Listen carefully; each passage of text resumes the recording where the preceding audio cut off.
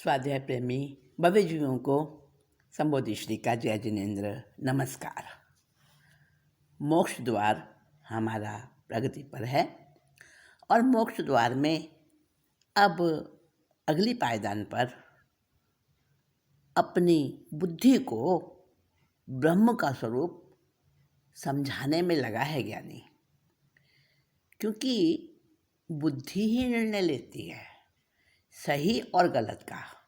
अगर बुद्धि सुबुद्धि ना हो तो बना बनाया खेल बिगड़ जाए। हाँ, तो क्या कहते हैं पंडित बनारसी दास जी, सुनते हैं हम। देखो सखी यह ब्रह्म विराजित या की दशा सब या ही को सो है। एक में एक अनेक अनेक में धुंधलिए दुविधा मह दो है। आप संभारी लखे अपनो पद आप विसारी के आप ही मोहे। व्यापक रूप यह घट अंतर ज्ञान में कौन अज्ञान में को है। देखिए, सम्यक दृष्टि जीव अपनी सुबुद्धि रूप सखी से कह रहा है, उसे समझा रहा है। देखो सखी, यह ब्रह्म विराजित, यह मेरा ब्रह्म है, यह मेरा आत्मा है। इसी को ब्रह्म कहते हैं, इसी को ईश्वर कहते हैं। और अपने वैभव से, अपने विलास से ऐसा सुशोभित होता है ये कि बस इसकी शोभा इसी को शोभित होती है और किसी को नहीं जमती। या की दशा सब या ही को सो है।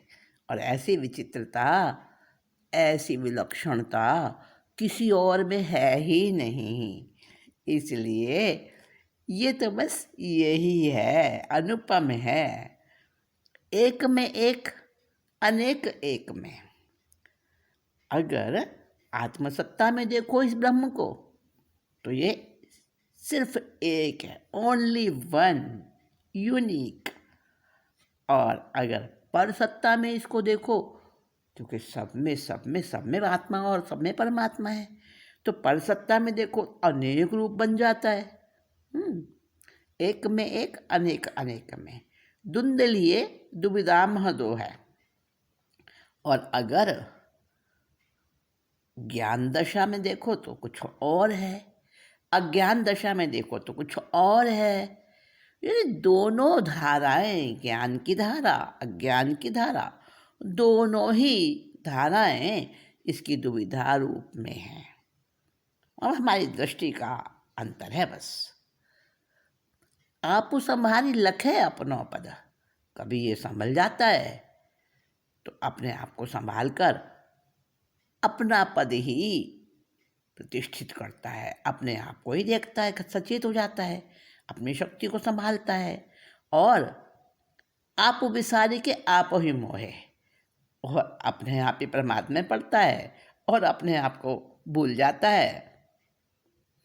व्यापक रूप यह घट अंतर, और ये सबके घट में व्यापक रूप से फैला हुआ है। किसी का घट छूटा नहीं है, सबके घट में है ये मेरा ही परमात्मा स्वरूप है।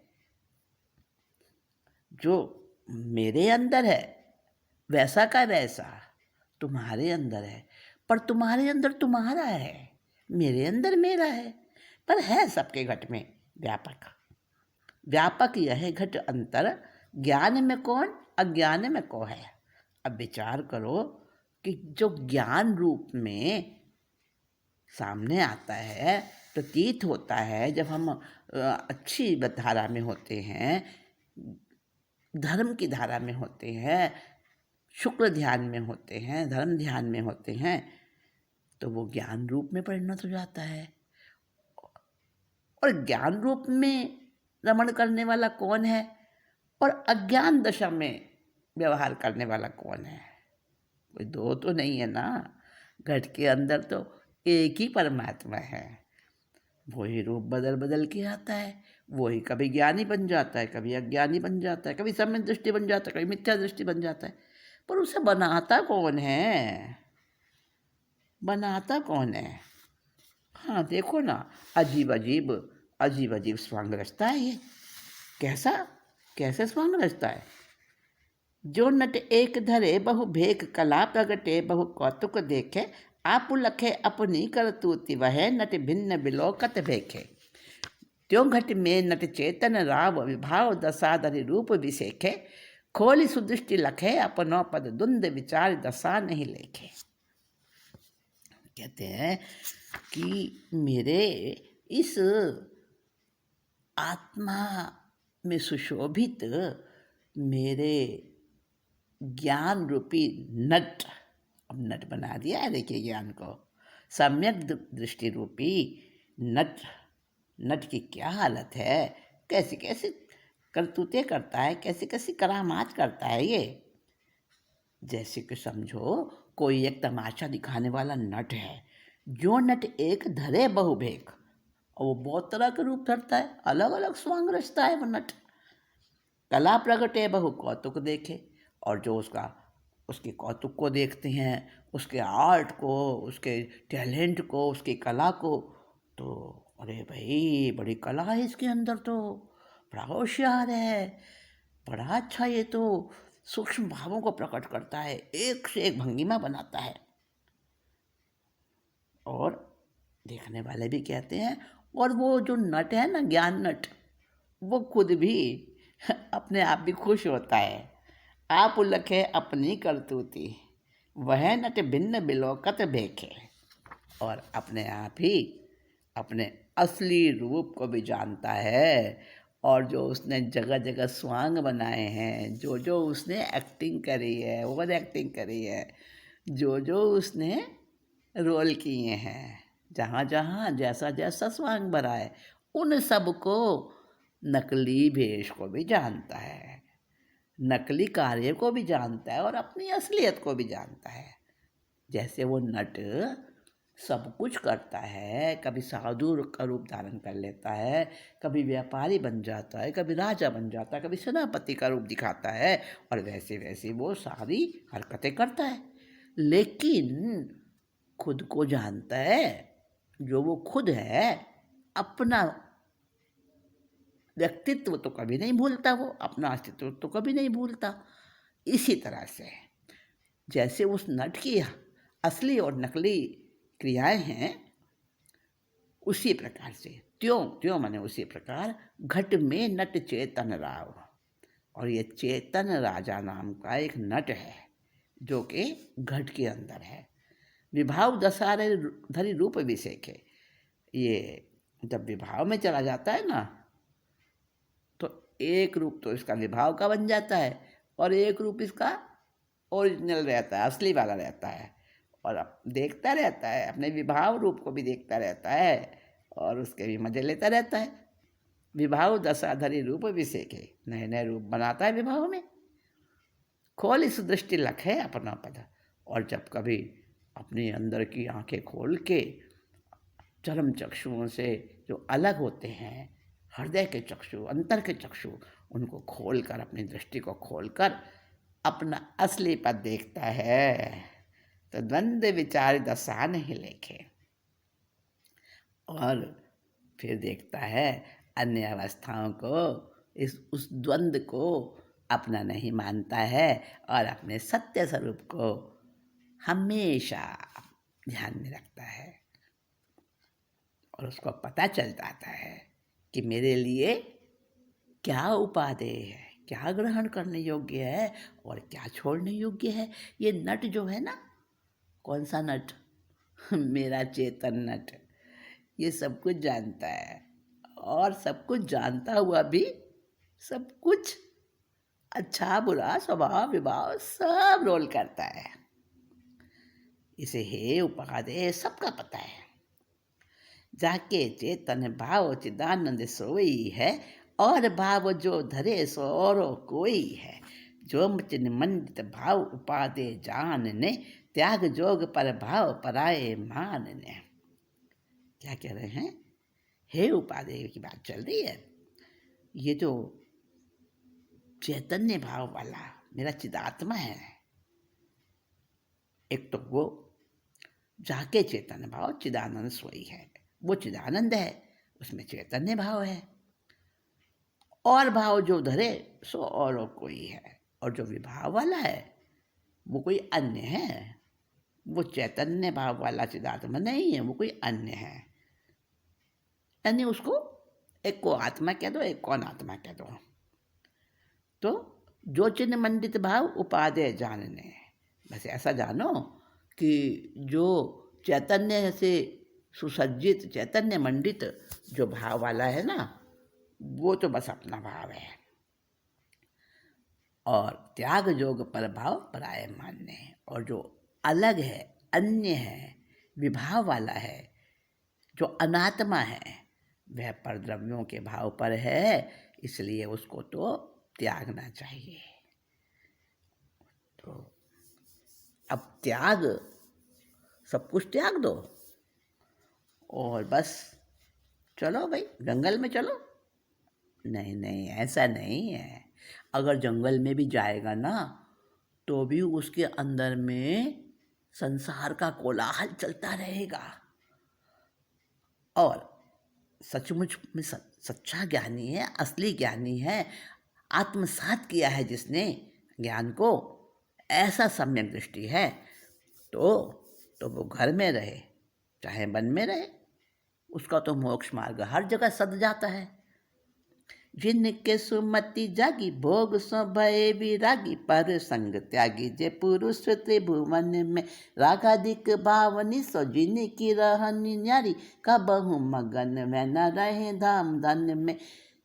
जे सदैव आपको विचारे सर्वांग शुद्ध, तिन के विकलता न व्यापे कहूँ मन में।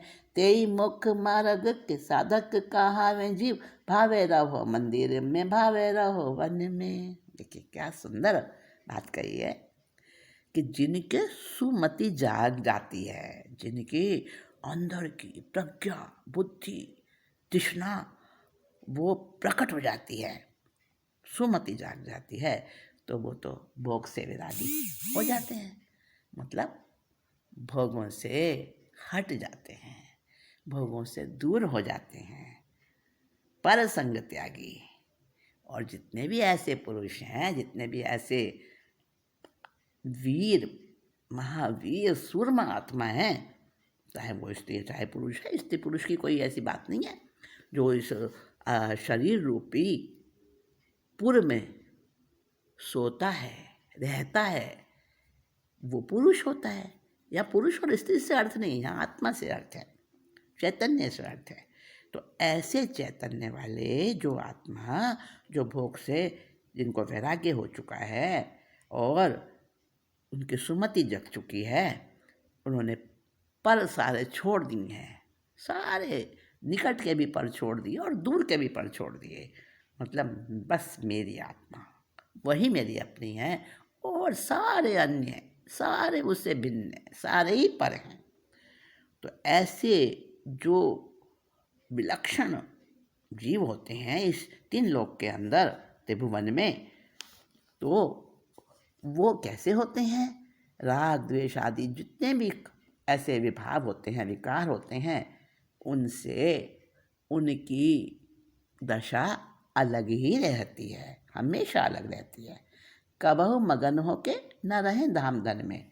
और कभी कभी संसारिक बातों में, सांसारिक संबंधों में, सांसारिक भोगों में और सांसारिक दुख या सुख में, किसी सामग्री में, चाहे चक्रवर्ती का भी उनको पद मिल जाए, किसी चीज़ में, धाम और धन में वो मगन नहीं होते हैं, तल्लीन नहीं होते हैं, आसक्त नहीं होते हैं।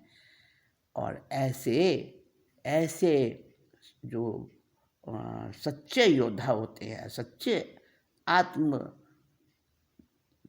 आत्मा के साधक होते हैं, वो अपने आप को सर्वांग शुद्ध ही विचारते हैं कि मैं कभी अशुद्ध हुआ नहीं, हो नहीं सकता, होऊंगा नहीं, हमेशा मैं शुद्ध ही था, शुद्ध ही हूँ, शुद्ध ही रहूँगा।